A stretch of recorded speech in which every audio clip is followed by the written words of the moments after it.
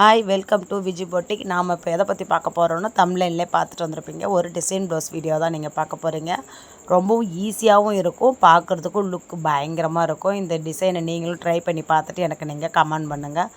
ரொம்ப ஈஸியான டிசைன் தான். அதாவது லைட்டாக பாட் நெக் வர போல் நம்ம வந்து நெக்கு வந்து கட் பண்ணி எடுத்துக்கிட்டு நம்ம இப்போ லைனிங் வச்சு நம்ம மெயின் பீஸி வச்சு நம்ம எப்பயும் ஜாயின் பண்ணுற போலவே ஜாயின் பண்ணி எடுத்துக்கலாம்.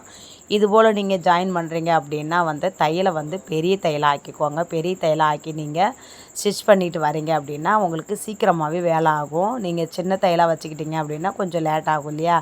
எப்பயுமே லைனிங் பீஸையும் மெயின் பீஸையும் நம்ம ஜாயின் பண்ணுறோம் அப்படின்னாலுமே தையலை வந்து பெருசாக வச்சுக்கோங்க. அது ரொம்பவும் நமக்கு வந்து வேலையை வந்து எவ்வளோ குயிக்காக முடிக்கணும் அப்படின்றதெல்லாம் வந்து இதில் சின்ன சின்ன டிப்ஸ்லாம் இருக்குது. அதை நீங்கள் ஃபாலோ பண்ணிட்டு வரீங்க அப்படின்னா உங்களாலையுமே சீக்கிரமாகவும் ஒரு டிசைன் ப்ளவுஸையும் ஸ்டிச் பண்ண முடியும். அதே நார்மலாக ஒரு லைனிங் ப்ளவுஸ் ஸ்டிச் பண்ணுறதா இருந்தாலும் நீங்கள் ஸ்டிச் பண்ண முடியும். இப்போ பாருங்கள், நம்ம தச்சுட்டு சுற்றியுமே கட் பண்ணி விட்டுட்டு இப்போ அளவு ப்ளவுஸில் இருந்து நம்ம இடுப்போடைய இறக்கம் எவ்வளோ இருக்கோ அதை மார்க்கிங் பண்ணிவிட்டு மடித்து அப்படியே தையல் போட்டு எடுத்துடலாம். தையல் போட்டு எடுத்துகிட்டு அப்புறம் என்ன பண்ண போகிறோம் அப்படின்னா நம்ம அந்த சேரீ கலர் வந்து ஒரு ஒரு எல்லோ கலர் வந்து சேரீ கலரு எல்லோவும் பிங்க்கும் தான். அந்த ப்ளவுஸோடைய கலரும் பிங்க்கு, பார்டருமே பிங்க்கு. அந்த எல்லோன்றதுனால எல்லோ கலர் கிளாத் என்கிட்ட இருந்ததுனால நான் என்ன பண்ணியிருந்தேன்னா சேரீலேருந்து அவங்களுக்கு கிளாத் எடுக்காமல் நானே என்ன பண்ணியிருந்தேன் அப்படின்னா என்கிட்ட இருந்த கிளாத்துக்கு நான் பைப்பிங்க்கு வந்து ஒரு 3 பீஸ் வெட்டி எடுத்துக்கிட்டேன்.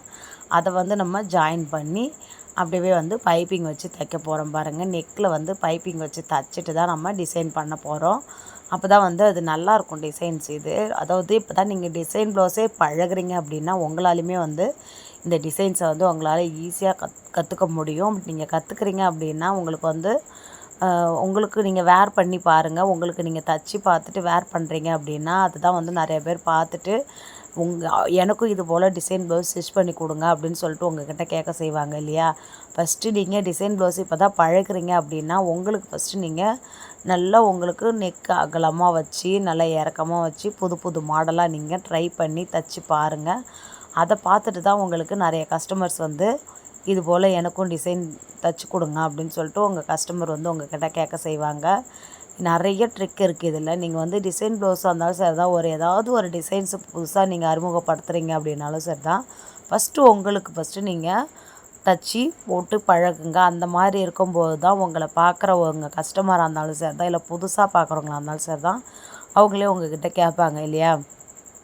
நேற்றுக்கு ஒரு ஃபங்க்ஷனுக்கு போயிருந்தேன். அப்போது வந்து பேசிக்கிறாங்க அங்கே இருக்கிறவங்க. நம்ம வந்து டைலர்னு தெரியாது, அவங்களுக்குள்ளார பேசிக்கிறாங்க. உனக்கு மட்டும் யார் தான் வந்து சீக்கிரமாகவே இன்றைக்கி தான் ஃபங்க்ஷன் சொல்லியிருக்கிறாங்க, காலைல வந்து சொன்னாங்க. சாயங்காலத்துக்குள்ளார உனக்குள்ளார யார் தான் உனக்கு தைச்சி தராங்களோ தெரில, அப்படிப்பட்ட டைலரை நான் பார்த்து தான் ஆகணும் அப்படின்ற மாதிரி பேசிக்கிட்டு சிரிச்சுக்கிட்டு கேலி பண்ணிகிட்டு இருந்தாங்க. அதை கேட்கும்போது அந்த டைலராக நம்ம இருக்கும்போது அதை நான் யோசித்து பார்த்தேன். நிறைய பேர் நம்மக்கிட்ட அப்படி தானே வந்து சொல்லி கொடுக்குறாங்க. இன்றைக்கி ஒரு ஃபங்க்ஷன் போகணும், எனக்கு இன்றைக்கி ஈவினிங்கே வேணும் அப்படின்னு சொல்லிட்டு கொடுக்குறாங்க இல்லையா. அப்போ நான் அதை யோசித்து பார்க்குறேன் அவங்க சொல்லும்போது. அப்போது வந்து அவங்க வந்து இந்த ஃபங்க்ஷனுக்கு அந்த மாதிரி போட்டுக்கணும் அப்படின்ற ஒரு ரீசனுக்கோசம் நம்மக்கிட்ட எடுத்துன்னு வந்து கொடுக்குறாங்க. நம்மளுமே ஸ்டிச் பண்ணி கொடுக்குறோம் இல்லையா. இது போல் நிறைய பேர் இருக்க தான் செய்கிறாங்க இல்லையா. இப்போ பாருங்கள், இப்போ எல்லோ கலரில் வந்து அந்த சம்சா மாடலில் நம்ம தைப்போம் இல்லையா, அதில் வந்து ஒரு டிஃப்ரெண்ட்டாக வந்து நம்ம 2ஆக மடிப்போம் இல்லையா, இது வந்து 3ஆக வந்து மடிக்கணும். பாருங்கள் நான் எப்படி மடிக்கிறேன்ட்டு. சென்டரில் வச்சுட்டு இந்த சென்டர்லேருந்து இப்படி மடிக்கணும். ரொம்ப ஈஸியாக இருக்குது. இது வந்து எப்படி இருக்குன்னா ஷார்ப்பாக வரும். அந்த சம்சா மாடலில் வருது பார்த்திங்களா, அந்த ஷார்ப்பு வந்து ஷார்ப்பாக இருக்கும், ஒரே லெவலாக இருக்கும். அது முக்கோண ஷேப்பில் அப்படியே வரும். மூணு ஷேப் அப்படியே கரெக்டாக வரும். அதுபோல் நம்ம தச்சு எடுத்துகிட்டு எக்ஸ்ட்ரா உள்ள பீஸில் வந்து வெட்டி எடுத்துகிறோம். இந்த பீஸ் நம்ம வெட்டி ரெடி பண்ணிட்டோமுங்களா. இப்போ வந்து நம்ம என்ன பண்ண போகிறோன்னா பிங்க் கலரில் அதே போலே நம்ம ரெடி பண்ணி எடுத்துக்கலாம். 2 கலர் வந்து நம்ம அதுபோல் அந்த டிசைனில் வந்து கொடுக்க போகிறோம்.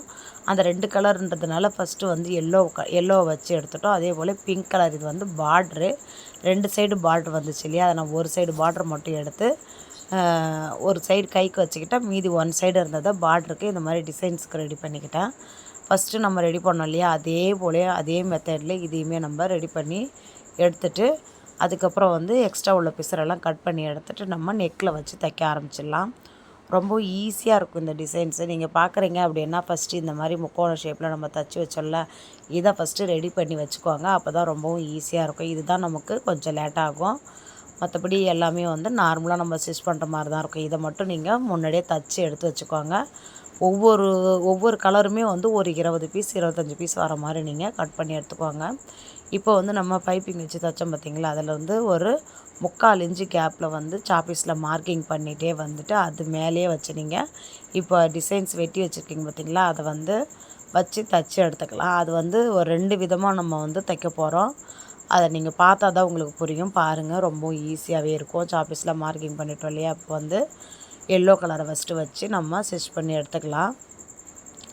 அப்படியே நம்ம கொஞ்சம் கேப் இருக்கிற போல் வச்சு நீங்கள் தைங்க. ஏன்னா அந்த கொஞ்சம் கேப்பில் தான் வந்து நம்ம பிங்க் கலரை வச்சு நம்ம ஸ்டிச் பண்ண போகிறோம் இல்லையா, அதனால் வந்து ஃபுல்லாகவே வந்து கவர் பண்ணாமல் கொஞ்சம் கேப் வர மாதிரி வச்சு நீங்கள் அப்படியே ஸ்டிச் பண்ணிகிட்டே வாங்க. நம்ம சாப்பீஸில் மார்க்கிங் பண்ணோம் இல்லையா, அந்த சாப்பீஸ் மார்க்கிங்லேயே வச்சு நீங்கள் அப்படியே ஸ்டிச் பண்ணிட்டு வாங்க.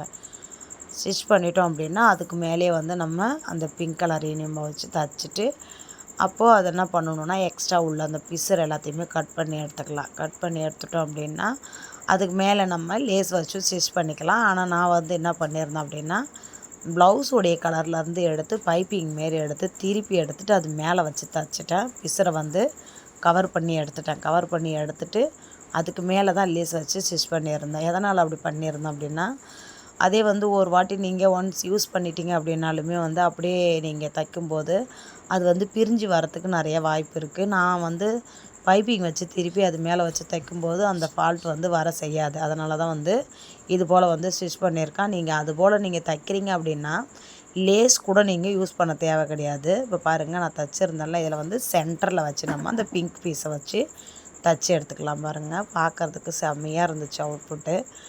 இது போல் நீங்களும் இந்த டிசைனை தைச்சி ட்ரை பண்ணி பார்த்துட்டு எனக்கு நீங்கள் கமெண்ட் பண்ணுங்கள். இந்த டிசைன்ஸ் எப்படி இருக்குது, ஈஸியாக இருக்கா இல்லை கஷ்டமாக இருக்கா அப்படின்ட்டு எனக்கு நீங்கள் கமெண்ட் பண்ணுங்கள். இது போல் நீங்கள் டிசைன்ஸ் பண்ணுறீங்க அப்படின்னா நம்ம எப்பயும் வந்து சம்சா மாடலில் ரெடி பண்ணுவோம் பார்த்திங்களா, அதுலேயுமே வைக்கலாம், இதுலேயுமே வைக்கலாம். ஆனால் அதை விட இதில் தான் வச்சேன்னா இந்த டிசைன்ஸ் வந்து நல்லாயிருக்கும். அதனால தான் நான் வந்து இந்த மாதிரி ரெடி பண்ணியிருக்கேன். 2 லைன் வைக்கிறீங்கன்னும் போது இது போல் நீங்கள் ரெடி பண்ணிக்குவாங்க. இது போல் ரெடி பண்ணிங்கன்னா நல்லாயிருக்கும் டிசைன்ஸ் பார்க்குறதுக்கு. அதுபோல் ஒரு டிசைன் நீங்கள் ஒருத்தங்களுக்கு அவங்களுக்கு சூஸ் பண்ணுறீங்க அப்படின்னா இந்த டிசைன்ஸ் வந்து இவங்க கொடுத்த சாரீக்கும் ப்ளவுஸுக்குமே அந்த கலருக்கு சூட்டபிள் ஆகுமா அந்த டிசைன்ஸ் அப்படின்ட்டு நீங்களும் பாருங்கள். கஸ்டமர் சொல்கிறாங்கன்றதுக்கோசம் அவங்க சொல்கிற டிசைன்ஸை நீங்கள் ஸ்டிச் பண்ணி கொடுக்கணுன்னு நினைக்காதீங்க. அவங்க கொடுக்குற சாரியோட கலரும் அந்த ப்ளவுஸ்க்கு கலருக்கும் இந்த டிசைன்ஸ் வச்சா எடுக்குமா அதையும் பாருங்கள். அவங்க சொல்கிறாங்கன்றதுக்கோசம் நீங்கள் ஏன்னா தொணம் தைச்சி கொடுத்துட்டீங்க அப்படின்னாலுமே வந்து ஃபினிஷிங் ஒழுங்காக இருக்காது. அப்போ வந்து அவங்க என்ன சொல்லுவாங்க, நீங்கள் அப்போவே சொல்கிறது இல்லையா சிஸ்டர், இவ்வளோ காசு போட்டு நம்ம ஸ்டிச் பண்ணியிருக்கோம், முன்னாடியே நீங்கள் சொல்லியிருந்தீங்கன்னா நான் மாற்றி இருந்திருப்பேன்ல அப்படின்லாம் சொல்ல செய்வாங்க இல்லையா. அதனால் வந்து முன்னெச்சரிக்கையாக நீங்கள் சொல்லிவிடுங்க. இந்த டிசைன்ஸ் வந்து நீங்கள் சொல்கிற உங்கள் சாரீ கலருக்கு இது எடுக்காது, வேறு எதனா டிசைன்ஸை பாருங்கள் சிஸ்டர் அப்படின்ட்டு நீங்கள் சொல்லுங்கள். அவங்க மாற்றிப்பாங்க. ஏன்னா அவங்க இந்த டிசைன்ஸுக்கு வந்து நான் ஒரு 400 வாங்கியிருந்தேன். எனக்கு டிசைன்ஸ் நெக்குக்கு மட்டும் வந்து 400 வாங்கியிருந்தேன். என்னுடைய ஸ்டிச்சிங்கோடு சேர்த்து தான் சொல்கிறேன். மற்றபடி கைக்கெலாம் எதுவும் டிசைன்ஸ் வைக்கலை. இந்த டிசைன்ஸுக்கு மட்டும் 400. அப்படி 400 போட்டு அவங்க ஸ்டிச் பண்ணுறாங்க அப்படின்னும்போது அவங்களும் யோசிப்பாங்க இல்லையா, இது வந்து இவ்வளோ காசு போட்டு தைக்கிறோம், அந்த டிசைன்ஸ் வந்து நம்ம தைச்சி போடுறோம் அப்படின்னா அந்த டிசைன்ஸ் நமக்கு நல்லா இருக்கணும் இல்லையா அப்படின்னு யோசிப்பாங்க. அதனால் வந்து நீங்கள் தயங்காமல் சொல்லுங்கள். அவங்க வந்து டிசைன் சூஸ் பண்ணுறாங்க அப்படின்னா நீங்கள் வந்து இந்த ப்ளவுஸ்க்கு அது எடுக்கும் எடுக்காதுன்றத சொல்லிவிடுங்க முன்கூட்டியே. அவங்க அதுக்கேற்ற மாதிரி வந்து மாற்றிப்பாங்க இல்லையா. இப்போ பாருங்கள், நான் பைப்பிங் வந்து தைச்சி எடுத்துகிட்டு திருப்பி எடுத்துகிட்டு இப்போ நான் வந்து டிசைன்ஸ் பண்ணி தைச்சிருந்தேன் பார்த்திங்களா. இப்போ வந்து நான் என்ன பண்ணுறேன் அப்படின்னா நம்ம வச்சு தைச்சோம் பார்த்திங்களா, அதுலேருந்து கொஞ்சம் உள்ளே வச்சு நம்ம அதை வச்சு அப்படி ஸ்டிச் பண்ணி எடுக்க போகிறோம். இப்போ ஸ்டிச் பண்ணும்போது என்ன பண்ணணும் அப்படின்னா மெயினான ஒரு முக்கியமான டிப்ஸ் தான் இது. இது போல் நீங்கள் ஸ்டிச் பண்ணுறீங்க அப்படின்னா தையலை வந்து ரொம்ப சின்னதாக வச்சுக்குவாங்க. எதனால் அப்படி சொல்கிறேன் அப்படின்னா நீங்கள் எந்த அளவுக்கு சின்னதாக வைக்கிறீங்களோ அந்தளவுக்கு ஃபினிஷிங்குமே நல்லாயிருக்கும். நெக்ஸ்ட் வந்து பிரிஞ்சியும் சீக்கிரம் வராது. அதனாலையுமே வந்து இந்த மாதிரி டிசைன் ப்ளவுஸ்லாம் ஸ்டிச் பண்ணுறீங்க அப்படின்னா வந்து தையலை வந்து சின்னதாக வச்சுக்குவாங்க, பெருசாக வச்சுக்காதீங்க. இப்போ நான் ரொம்ப சின்னதாக 2ல் தான் வச்சுக்கிட்டேன். 2ல் வைக்கும்போது ரொம்ப சின்ன தையலாக வந்துச்சு. இப்போ நான் ஒரு தையல் போட்டுட்டு பக்கத்துலேயே வந்து இன்னொரு தையலும் போட்டு எடுத்துடுறேன் பாருங்கள். இப்படியே நம்ம வந்து லேஸ் வேண்டாம் அப்படின்னு சொல்கிறவங்களுக்கு இப்படியே கூட விட்டுடலாம், நல்லாவே இருக்கும். இல்லை நமக்கு லேஸ் வேணும் அப்படின்னு கேட்குறாங்க அப்படின்னா லேஸுமே வச்சு ஸ்டிச் பண்ணிக்கலாம். அவ்வளோதான் பாருங்கள். ரொம்ப ஈஸியாக இருந்துச்சு. இதில் வந்து நீங்கள் பீட்ஸ் வந்து எதில் வைக்கணும் அப்படின்னா வந்து கீழே இருக்கிறதுக்கு நீங்கள் வைக்க தேவையில்ல. மேலே இருக்குது பார்த்தீங்களா பிங்க் கலரு, அந்த பிங்க்குக்கு மட்டும் நீங்கள் பீட்ஸ் வச்சு ஸ்டிச் பண்ணுறீங்க அப்படின்னா வந்து கீழே இருக்கிறதுக்குமே வந்து அதுவே வந்து மேலே இருக்கிறது தான் தூக்கிட்டு நிற்கிறதுனால அது கொஞ்சம் ஷேப் இல்லாமல் இருக்கும். அதில் வந்து நீங்கள் பீட்ஸ் வச்சு தைச்சிட்டிங்க அப்படின்னா அது வந்து கீழே படிஞ்சு போயிடும். அதனால் வந்து ரெண்டுத்துக்குமே நீங்கள் பீட்ஸ் வச்சிங்கன்னா அது கொசன்னு இருக்கும். அதுபோல் வைக்காதீங்க. நீங்கள் மேலே இருக்கிறது மேலே ஃபஸ்ட்டு நம்ம அதாவது கீழே வச்சதுக்கப்புறம் மேலே ஒரு லைன் வைக்கிறோம் பார்த்தீங்களா, அதுக்கு மட்டும் நீங்கள் பீட்ஸ் வச்சு தைச்சி பாருங்கள். ரொம்ப ஈஸியாக இருக்கும், பார்க்கவும் நல்லாயிருக்கும் பாருங்கள். அவ்வளோதான், நெக்கு வந்து முடிஞ்சிடுச்சு. இப்போ வந்து நம்ம என்ன பண்ணணும் அப்படின்னா பீட்ஸ் வச்சு தைச்சி எடுத்துக்கலாம். இதுபோல் டிசைன் நீங்கள் தைக்கணும் அப்படின்னு ஆசைப்பட்றீங்க அப்படின்னா என்னுடைய சேனலை சப்ஸ்கிரைப் பண்ணிவிட்டு பாருங்கள். நம்ம நிறைய புது புது மாடல் டிசைன்ஸ்லாம் வந்து உங்களுக்கு ஸ்டிச் பண்ணி காமிக்கிறேன். அதை வந்து பார்த்துட்டு நீங்களுமே வந்து டிசைன்லாம் வந்து தைச்சி நீங்களும் பழகுங்க. நம்ம வந்து கம்யூனிட்டி போஸ்ட்டில் வந்து நம்ம கேட்டிருந்தோம், டிசைன் ப்ளவுஸ் அதிகமாக போடவா இல்லை வந்து லைனிங் ப்ளவுஸ் ஸ்டிச் கட்டிங் ப்ளவுஸை, அதாவது lining blouse cutting and stitching போடவா, நம்ம வந்து பிளாக் போடலாமா இல்லை வந்து மோட்டிவேஷன் வீடியோ போடலாமா அப்படின்னு சொல்லிட்டு உங்கள்கிட்ட நான் கேட்டிருந்தேன். அதில் வந்து அதிகபட்சமாக வந்து டிசைன் ப்ளவுஸும் வந்திருக்கு, அப்புறம் வந்து lining blouse cutting and stitching வீடியோவும் வந்திருக்கு. ஓகே ஃப்ரெண்ட்ஸ், வீடியோ எண்டுக்கு வந்துட்டோம். அந்த வீடியோ பிடிச்சிருக்கு அப்படின்னா லைக் போட்டுட்டு பாருங்கள். இதுபோல் எத்தனை பேருக்கு இந்த வீடியோ பிடிச்சிருந்தாலும் கமெண்ட் பண்ணுங்கள். Bye friends.